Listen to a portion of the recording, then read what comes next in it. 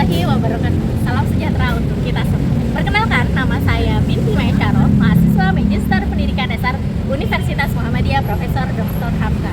Saya berdiri di sini sebagai seorang pendidik yang setiap hari berinteraksi langsung dengan masa depan bangsa di UPTD SDN Negeri Cilodong 1.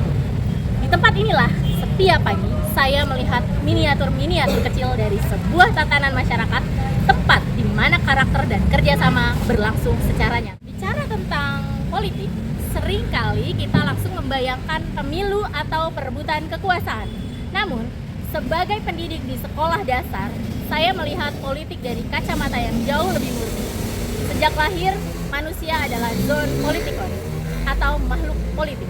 Kita secara kodrati dibekali keinginan untuk hidup berkelompok, mengatur wilayah, dan membuat kesepakatan. Di level sekolah dasar, praktik politik alamiah ini terlihat sangat sederhana.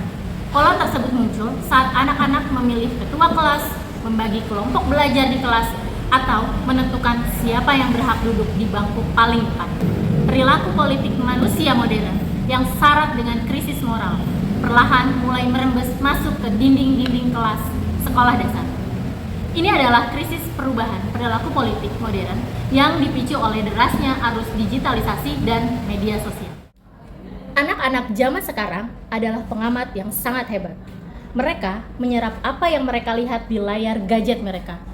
Ketika panggung politik orang dewasa di media sosial dipenuhi oleh polarisasi, saling menjatuhkan, hoax, dan hilangnya etika, anak-anak kita menirunya secara tidak sadar. Anak-anak sekolah dasar adalah peniru yang ulung atau modeling proses. Tontonan politik penuh konflik, ujaran kebencian, serta konten media sosial yang mengagungkan kebebasan tanpa batas membuat anak menganggap tindakan melawan otoritas, yaitu guru ataupun orang tua, sebagai hal yang keren atau sekolah dasar. Kami menerapkan sebuah best practice untuk mengembalikan hakikat manusia sebagai makhluk politik yang beretika. Langkah pertama adalah membentuk ulang cara mereka memandang kekuasaan.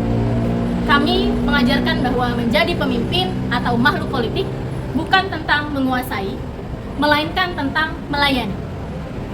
Dalam pemilihan ketua kelas, kami menghapus kampanye visual yang saling bersaing. Kami menggantinya dengan forum berbagi kebaikan. Setiap calon harus menceritakan apa yang bisa mereka lakukan untuk membantu teman sekelas yang sedang kesulitan belajar. Langkah kedua adalah literasi digital berbasis karakter. Kami melatih anak-anak untuk memilah informasi. Jika ada kabar burung atau gosip di antara teman, mereka diajarkan untuk melakukan tabayun atau cek fakta sederhana secara langsung, bukan malah menyebarkan di grup obrolan. Untuk mengatasi krisis perilaku politik modern, tidak harus menunggu anak-anak kita tumbuh dewasa dan menjadi politisi. Fondasinya harus dibangun hari ini, di bangku sekolah dasar. Jika kita berhasil mendidik mereka menjadi makhluk politik yang mengedepankan empati, kejujuran, dan keadilan sejak dini, maka krisis politik di masa depan bisa kita cegah.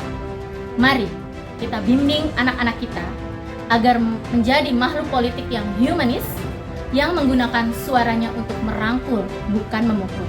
Terima kasih atas perhatian Anda semua.